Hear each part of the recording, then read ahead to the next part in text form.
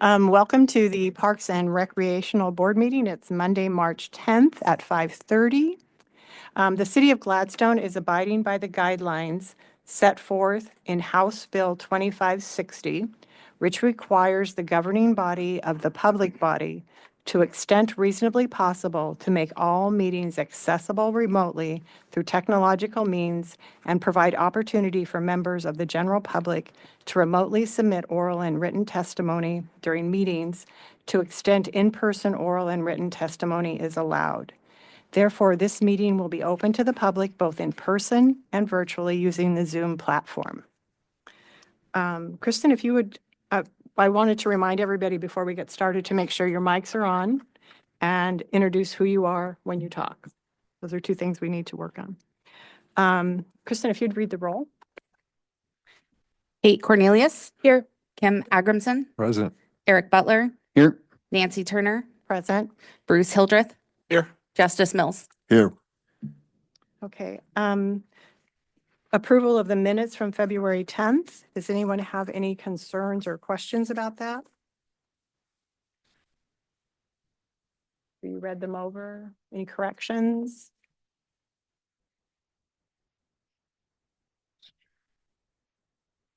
Would someone like to make a motion to adopt those? A motion we approve. Do I have a second? This is Justice Mills. I motion for a second. Okay, all in favor? Or Kristen, do you want to call the roll? Yeah.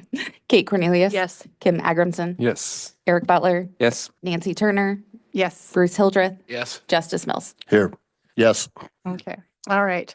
I would like to make an introduction tonight to Gabrielle from the City Council. She's our new liaison for the Parks Board. So welcome aboard. We're glad to have you with us. Business from the staff. Thank you, Chair Turner. Happy to be here. Good to see everyone.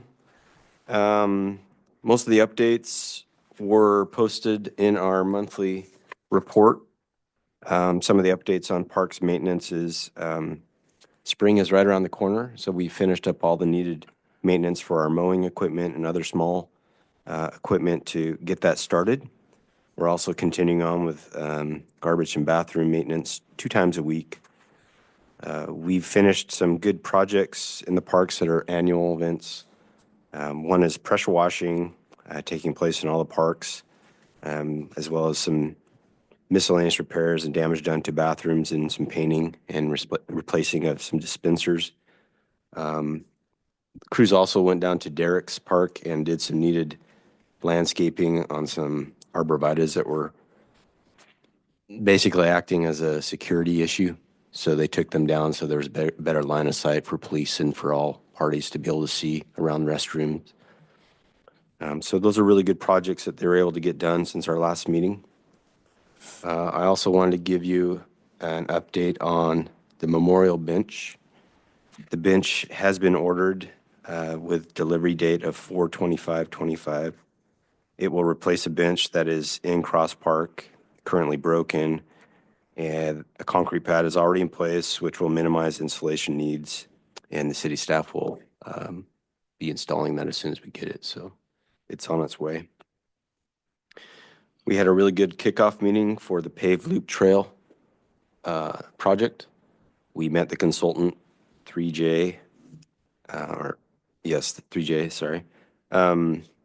We provided all the needed documents for project management, going over all the requirements that we have to meet in order to use the grant money. And there's quite a few, so had good discussion and clarified what was needed so that we were dotting our I's and crossing our T's as far as contracts and things to come. So I'm anticipating some meetings in the next month to start talking about design and other aspects of the park. So also, since our last meeting, we had some really good get-togethers and meet and greets with all of the user groups. We met with associations for soccer, softball, and baseball, and all the meetings went very, very well. And we really appreciate the willingness of the organizations to take ownership over some of the field care items. We will continue to work under the user group agreements that are currently in place and look forward to having a very successful youth season for all of our sports groups. So it was a really, really nice to meet everyone and put a face with names and things like that. So some of the items, soccer will continue to paint their own lines and place goals. Baseball and softball will continue to do the pre and post game field work, including lining of fields. We as a city are going to do our best to prep all the ball fields at Derrick's Field and Meldrum Bar Park. And then there's some tool sheds that will be provided, set out, that we do every season. And then chalk and turfus for field care will also be provided. With that, you'll probably see a memorial donation application submitted by the Gladstone Soccer Association. It's for a temporary storage unit at Meldrum Park. They have a need for a smaller unit similar to what baseball has, but much smaller footprint, and they're going to use it to store their nets and flags and other items that are needed for their games and activities. It'll just help streamline their process because currently they're keeping it at association members' homes. So it'll just be nice to have it down at the park. But they have submitted the application, and just want to let you know that. And that pretty much wraps it up for business from the city or staff. Is there any questions you have for me? Does the board have any questions other than with the application from soccer? We're going to let them come up. Does anybody else have any other questions? So I did have a question concerning the paved loop trail. So has the decision on where it's going to go been made, or is that part of the design? Okay, all right. I think that's yet to come. There's some conceptual Thoughts about it? thoughts about it and maybe one or two drawings, but it's still at this point up in the air as far as I know. Okay, all right. Will there be an opportunity for public input with that, or public? I don't know. There's a potential, but I think some of that's maybe already been done. But I'll get back to you and give Okay. you those updates for sure. All right, I'll those are check the into- questions that people are asking me. Okay, Okay, so check I into can that. pass that on. Great. you bet. Okay, this would be a good time for the soccer. You guys are here if you'd like to come on up to the table. And there's a button on the microphone. And if you push that, it will turn red. And that means your microphone is on. Great. Hi. Thank you. Hi. Welcome. I'm Melissa Lay, Gladstone Soccer Association president. Thank you for having us.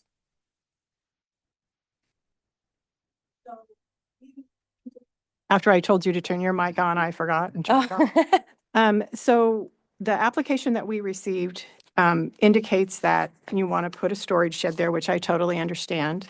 And then you listed 4 areas that you thought might be good. Yes. Is that what you want our input on? Yes, we're just hoping for approval for this storage unit. Currently, we have to put our own nets up prior to each game, which is great because we don't want them ruined throughout the week. And so coaches, they go to a current board member's house, pick up those nets, bring them down to the field, set them up. So it would alleviate a lot to have those down there. So that's majority of what would be in this storage unit. And we would only actually have it there for the spring soccer season, then we'd take it away, and then we'd have it back for the fall season. So only a couple of months. I did put some time in there. So roughly 2 months and 2 weeks. But yes, there's 4 locations that we thought would be great. Dave Roger is here and he paints all of our fields and takes care of kind of all of Meldrum for the soccer association. And so he went down there, did some measurements, and we were hoping to do a storage unit like seen in this pamphlet that's metal. We would actually be renting it. We wouldn't own it since we don't really have great storage off season. And so we would take care of all of the maintenance if it got tagged. And the team did a great job of explaining what some of that encompasses, and we will make sure we take care of it. But these are 4 options. Ideally, option 1 would be the best for us. It's just close to all the fields. The kinder and all the little kids are kind of right there. That's where they play. And also it's on cement, which would be nice. But we do understand that a car has to get through there. So that's why we have the 23-foot measurement there. So that would have to be obviously to city perimeters, make sure people can get in and out. And then there's obviously some other options. Option 2 is right at the entrance. Option 3 is more by the community garden and the playground and the bathroom. And then last, we'd really not like to have this, but we're desperate. So the gravel lot, which we know is for sports parking, we're just worried that maybe it would get broken into or tagged easier over there. But we'll take what we can get. So. Okay, all right. Does anyone on the board have any questions for Melissa or thoughts or? This is Bruce Hildreth. Thanks, Melissa, for being here. I coached soccer for quite a few years, way back when. And I know exactly what you're talking about. Yes. And I think the storage facility that you've offered up, with the pictures and drawings, I took a look at it. I think it's reasonable. And the fact that it comes and goes, so it's not there year round, is a good idea. I'm just looking at the options, and I'm not sure option 1 where you're saying that a car needs to get through, Yeah, I don't know where. because it looks like it's right up against the fence. Is it just because of the parking, that last parking spot? Right. So, Oh, I that's a see. turnaround because it's a Mhm. yeah. So right there, that 23, right where that number is where a car kind of turns. So Dave, you think it is a appropriate amount of space? Is that? Okay. Can you come on up? Yeah, we'd appreciate it. That way you're on mic. And introduce who you are, please. Hi, I'm Dave Roger with Gladstone Soccer. This space is actually beyond where the turn is. There's really not going to be any car traffic that should be going in that area. There's no parking spaces there. That's, where the bathroom is at there is right before it goes down the hill to the pedestrian path. So I think Well, it really would be out of the way there. Yeah, that's what I was wondering, because it looks like it would be the best spot. I agree. I would be in favor of that myself. It also alleviates some flooding because it is a higher ground right there. Yeah, That's why Right. the porta potty is probably there. Okay, no, sounds good. okay. Anybody else have any concerns or questions for them? It's Justice Mills. Are these just like 6x6 Connex boxes or something like that? Yes. So there's an image in here that was printed and That I did. it's kind of right by our application. We can do a variety. So you'll see it's called a yard buddy. This is kind of just the example we gave, but it's a metal unit that would lock from the outside. So it wouldn't be plastic, hopefully. This is kind of an example. We obviously wanted to wait for your approval and to shop around and, find a good price. But this is actually a really great, it's only $135 a month that we can definitely cover. Are they movable with a forklift and that type of thing? I do believe, yeah, they would just deliver it for us and Yeah, take it away. Yeah, it would be like Pods offers Mhm. Okay. like a 6x6 unit essentially that is kind of what we were thinking. Okay. That's all I have. Thank you. Okay. Any other questions? I like option 1 as well. I think it's out of the way versus the other options are a little bit more kind of in the park use areas. And then if the honey bucket or dumpster needed to shift, I'm sure we could move things around there, but that seems like a good spot just to have all that stuff. This is Eric Brett. I like option 1 too, because it's not in a place that could potentially turn muddy. So some of the gravel areas could potentially get torn up by things moving in and out and such. Mhm. So All right. Does anyone else? We're good? Okay, do we need to make a motion on this? Yeah. Okay, all right. Would anyone, I'd like to do a quick poll first. And if I say your name, tell me what number option you think is best. Okay, starting with Justice. This is Justice Mills. Option 1 is fine. Okay, Bruce Hildreth, option 1. okay, Eric, Eric Butler, option 1. Kim Agramson, option 1 looks good. and Kate. Kate, option 1.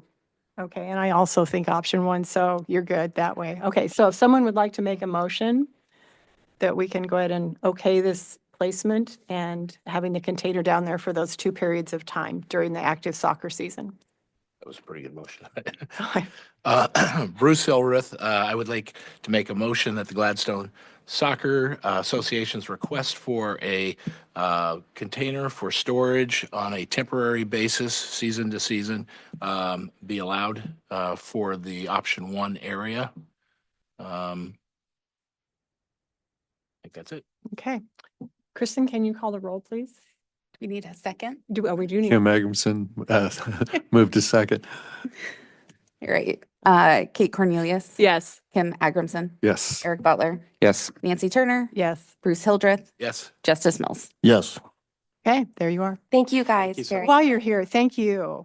Oh, I mean, for keeping the kids active and soccer. I had a soccer girl and went all the way through there. So Meldrum in the morning on Saturday is awesome. Oh, it's great. Yeah, yeah. I just So want thank to you. add to that, and just to let you guys know, this season we had 268 kids sign up, which is the biggest we've ever Wow. had. So, Wow. Yeah. Yeah. Cool. Been great. Nice. Nice to hear. Thank Cool. you, guys. Thank you very much. Who's the hat? Yeah, yeah, yeah. Okay. All right. Any other business from the staff? Yes, I can give you a quick update on a couple things. Sure. I don't have the exact numbers, but we do have numbers about the swing that we talked about last time. We're still waiting on the cost of installation because it sounds like it's going to have to be a whole new bar and swing.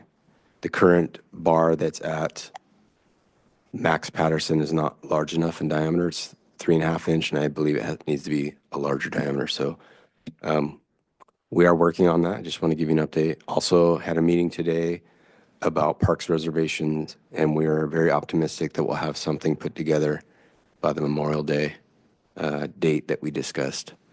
More to come on that, but it's in motion. So I just want to let you know. That's wonderful. Thank you. Yes. I think everyone on the board is really appreciative of that. This is just to follow up.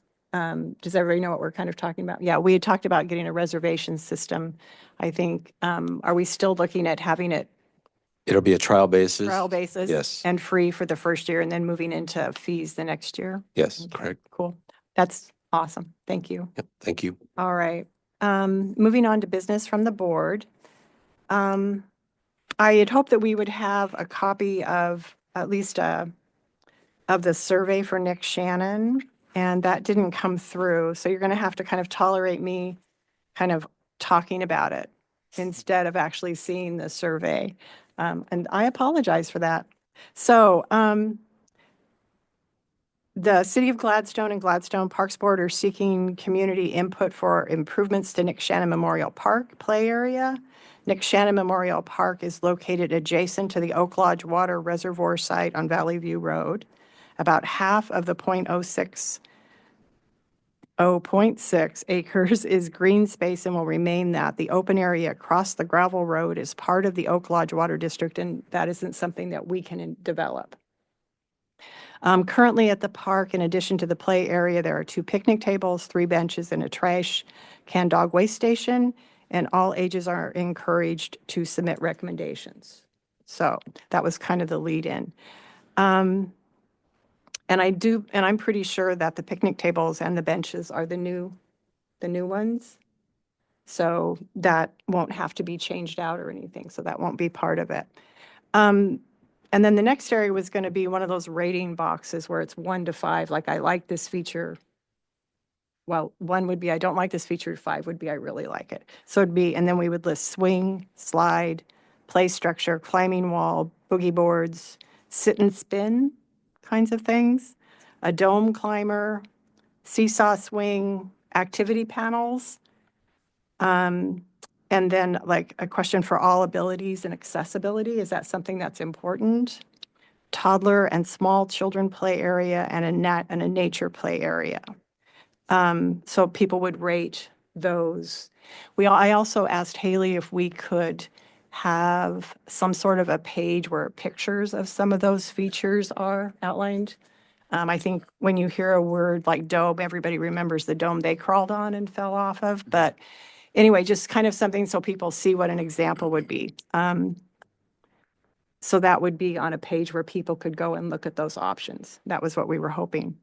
And then have a box for people to do a fill-in if they thought there was something else that needed to be in the park that we didn't mention.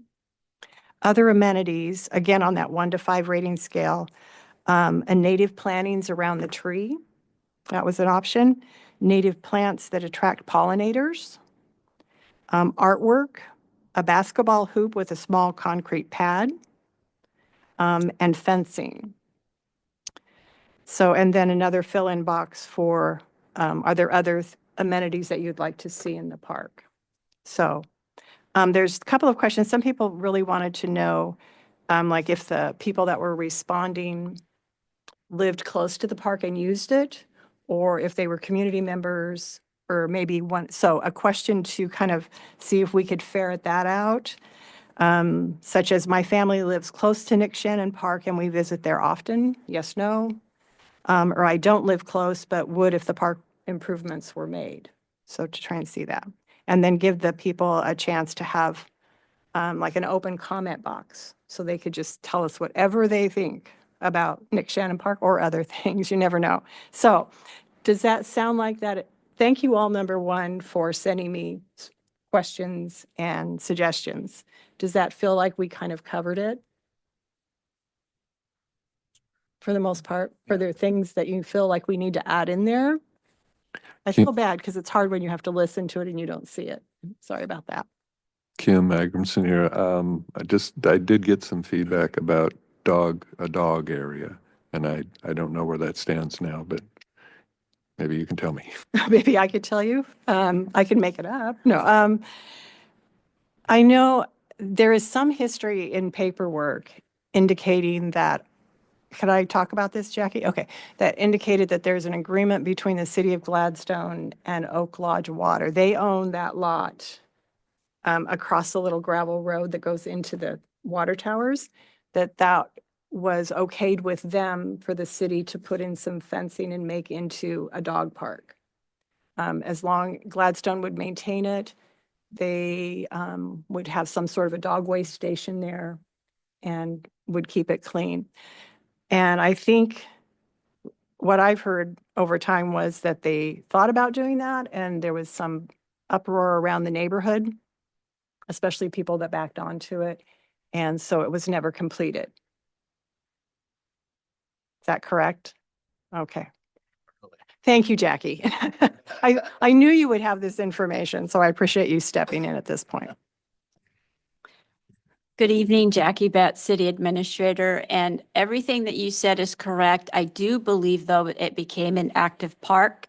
Haven't had time to research at what point it no longer became active, but it was due to complaints in the area that it's no longer. We did just pull the resolution, so we also have a copy of the IGA, but we need to work with Oak Lodge to see whether or not it's still an active IGA or if it was rescinded. Okay, and that's just for the dog park part? Correct. Right, all right. And there was some concern, like, did Gladstone own the park? You know, the land where Nick Shannon is, and that is correct. Gladstone does own that. We've been Yes. paying taxes on it. So that part we can in fact develop. But the just open lot to the right of the pathway and the road is still Oak Lodge. Correct. So, thank you. And when you find that out, let us know. 'Cause Can I add? who Experience. are you? I'm Bruce Hildreth. So experience just by living, and living in the neighborhood. Jackie, you're right. We had an agreement with Oak Lodge, and I don't know exactly if it was like $1, and then that was the rent for the place. But physically, there was an entire dog park put up there, meaning cyclone fence all the way around.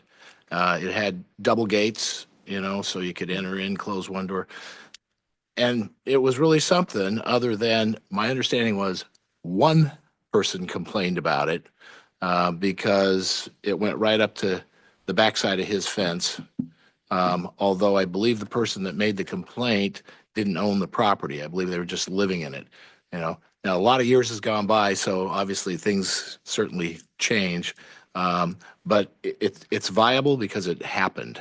That's all I wanted to add. So hopefully there might be some room there with Oak Lodge, to either look into that, whether the parks wants the neighborhood wants a dog park there or not. I think it's still viable. Okay, any other? Kim Agrimson here. Bruce, when was that they had that fence up? Because they did it recently, like a year ago, and then took it down. We're still talking Nick Shannon, right? No, Kim, that was this is Bruce Hildreth again. Oh, This would have been way back when, early 2000s. okay, but Nick Shannon. Yeah. Oh, In fact, okay. I believe the mayor at the time, it was the end of Wade Byers' term, and that's about when it was put in, somewhere right around that time. So go back and look in the archives for that. Okay, Kim again here.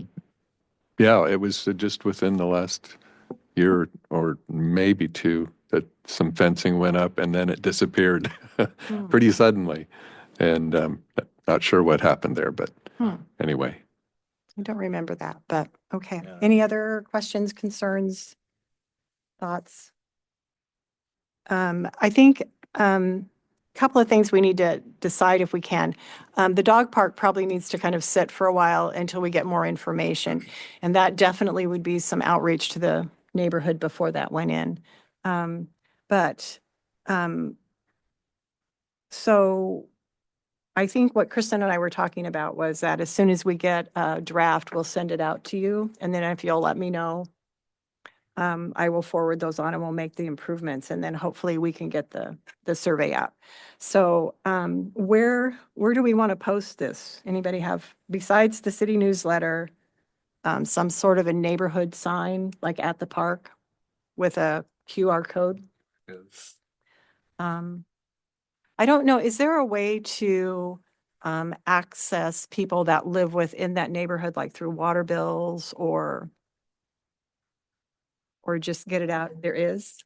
Does that Last cost? time this is Kate, last time we talked about this, Jackie said that yes, there would be a way to pick a starting spot, define a boundary, and then mail something To them. So I think it would be great if we could do even just like little postcards with the same QR code that goes on the sign that goes in the park. That would be nice, but I think also depending on cost for that. But definitely in the park, in the newsletter. Okay, all right. How long do we want it posted? 30 to 60 days. I mean, I think at least 30 days. Anybody remember how long we posted in Meldrum? We did Meldrum and Robin Hood. Yeah. We did both. Was it like a month? It was like 45 days. Yeah, Okay. yeah, 30 to 60 probably. Okay. All right. We'll shoot for that. All right. So at this point, we kind of need to just, I guess, let it sit until we actually see the hard copy, but, and then we'll go from there. How's that sound? Thank you for doing the work on that, Nancy. I know that's been a lot to put that Well, together and I um, appreciate you. Yeah, thank you. And it'll be great when Haley gets it out for us too. She does great work. And thank you, Kristen, for being in the middle of that too. All right. Our next item on our business from the board is our park board member, Eric, wants to talk about a partnership with an organization called CRISP, which is Clackamas River Invasive Species Partnership. And he's going to tell us a little bit about it and why that might be good. So putting my professional hat on for a moment, I'm with the Clackamas River Basin Council as my day job, and we're one of the founding members of the Clackamas River Invasive Species Partnership, along with Clackamas Soil and Water Conservation District and Metro. And since then, the partnership has grown to include a number of other public and private entities, so Forest Service, Bureau of Land Management, county parks, North Clackamas Parks and Recreation District, Columbia Land Trust, Portland General Electric, a lot of other entities. What it really is it's essentially kind of a coordinating group for managing some of the really high priority emerging noxious weeds in the Clackamas watershed. There's there's an MOU to sign, but there's really no obligation to do anything. It's a kind of a resource that's available for providing funding and technical assistance and information sharing. There's a geographic information system where we're mapping permissions and locations and where we're doing treatments and where there are noxious weed detections and things like that. We meet twice a year to propose projects, generally December and July. And yeah, we have a pool of funding from various sources that are going towards coordinating and implementing a lot of these treatments. They have a contractor pool that's available and with the kind of standardized rates. And yeah, it's just kind of a really great partnership. The last time we were meeting this last winter, we were kind of asked, as we're renewing our memorandum of understanding, we're kind of asking who isn't at the table, who should be. And one of the topics of conversation that came up was city governments. And so I was thinking with my involvement in the Parks and Recreation Board and being a Gladstone resident, seeing a lot of the things that are starting to pop up in some of our local sidewalks and parks and such, I feel like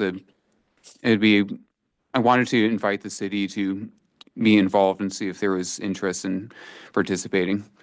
And I'm happy to answer any questions that might have about that. I can forward the memorandum of the MOU to you as well to read if you're interested.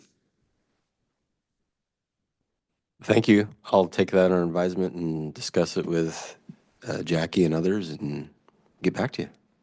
Thank you, Eric.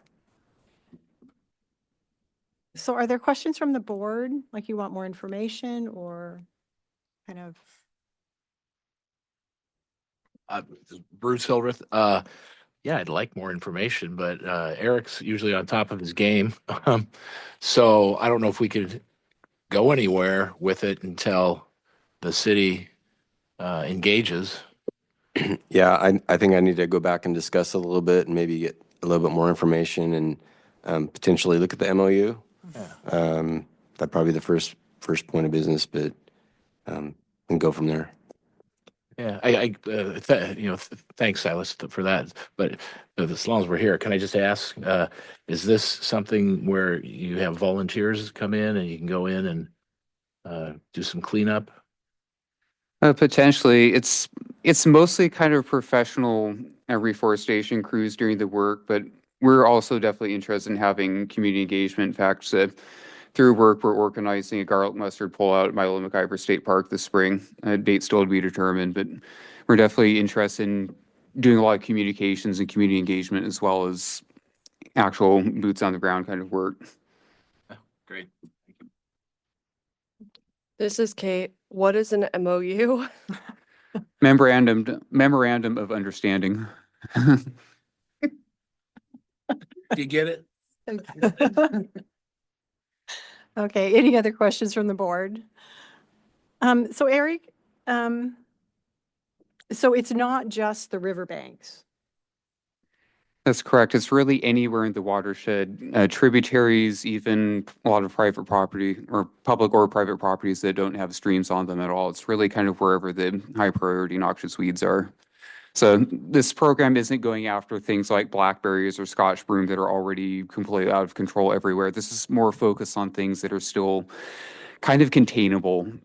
So like here in Gladstone, we're looking at things like oblong spurge, in some places knotweed, tree of heaven, things like that. Stuff that's still, yeah. And stuff where there's still a possibility of keeping a lid on it. Okay. That tree of heaven, yeah, and knotweed. If down along the riverbank, knotweed is a big one. So, cool. So do we need to do a motion or just thank you for the information? And that you'll get back to us on what it is. So you're able to help, train of thought here, sorry. So you're able to help like support the tree committee also? That's working and identifying trees that are okay and trees that aren't okay? I mean, that kind of support too? Potentially, I mean, there's a capacity for doing mapping for where things are located. So again, if there are tree of heaven detections that we're interested in having managed, then that's something that there's an ArcGIS group for this there, where this information sharing, like I said, on where the weed populations are, where treatments have been done, which landowners have permissions in the system, just kind of general site notes and other information like that. And all of the landowner permissions are handled through Clackamas SWCD, as is the invoicing. Does everyone understand the different watersheds? That whole, it gets confusing because I think Gladstone has 2 watersheds within within the city. So maybe, Eric, can you kind of, So the, hate to keep pumping Yeah. this one, but I think it's good if people understand what the watershed, how it was set up and where it encompasses.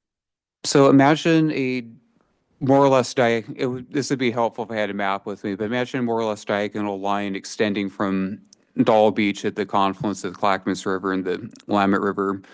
It kind of runs through the middle of Old Town, just kind of along the south side of the high school. It includes the Gladstone Nature Park, but it's south of Jennings, and then it just kind of extends off to the north end of the city. So on the southeastish side of that is all the part of the city that drains into the Clackamas River. That's the Clackamas watershed. That's where most of these projects fit.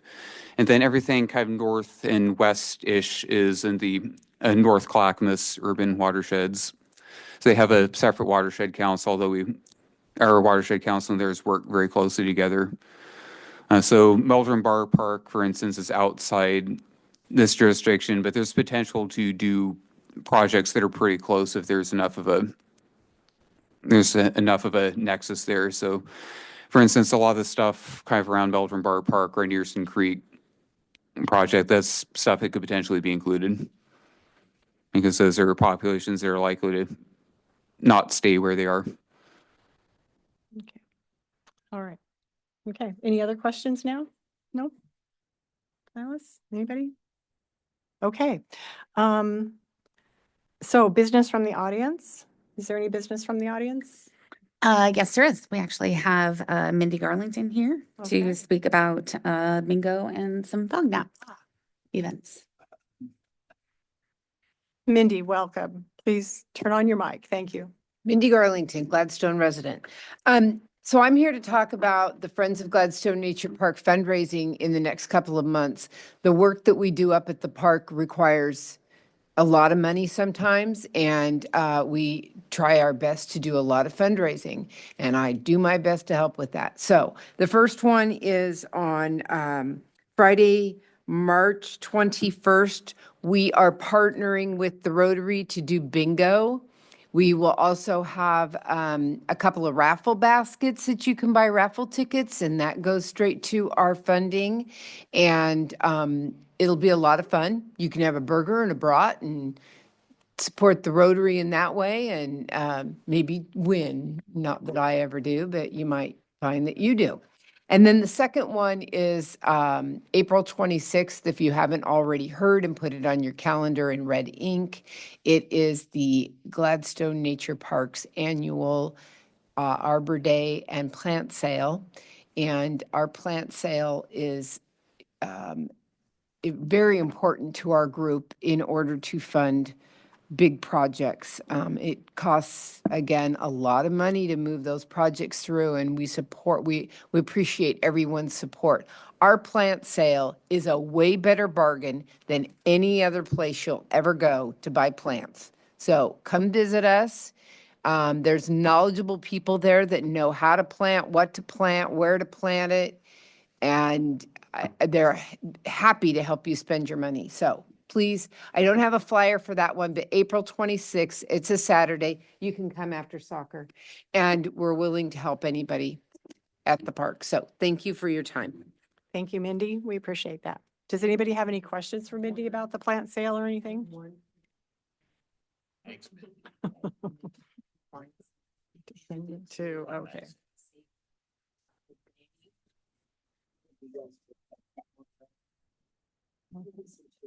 Awesome, thank you. Okay. I have one more question really quick, and it's mostly just to make sure we're all on the same page here, is that we are one member down. And there are 2 applicants that have put in applications, and they're going before council tomorrow night, on Tuesday night. And so then we'll be fully set at that point. So hopefully we'll have a new board member next time. So, cool. Can I ask a question? Sure. Does the advisory board here, do we get to know who those applicants are by chance? Man, It's in the council packet. So if you Ah, go, okay. yeah, All right. there are 384 pages in that. And it is towards the 350 range. Okay. I'm thinking is, so just kind of like cruise right down to the end of that. Yeah. But it is in the council packet and you can access that through the city website. Okay, thanks. I was looking for it. but Yeah, it's- yep, that's where it is. Okay. Yeah. And I think actually the 2 people that have applied were the ones that had applied before and they reapplied. So, but it's good to review that. So, all right. Any other business or concerns? Okay. Our next meeting is April 14th, and I would entertain a motion to adjourn. Oh, I was just looking at you, but I could. This is Justice Mills. I would like a motion to adjourn this meeting. Bruce Hildreth, I second. Kate Cornelius, Yes. Kim Agramson, Yes. Eric Butler, Yes. Nancy Turner, Yes. Bruce Hildreth, Yes. Justice Mills. Yes. Thank you all.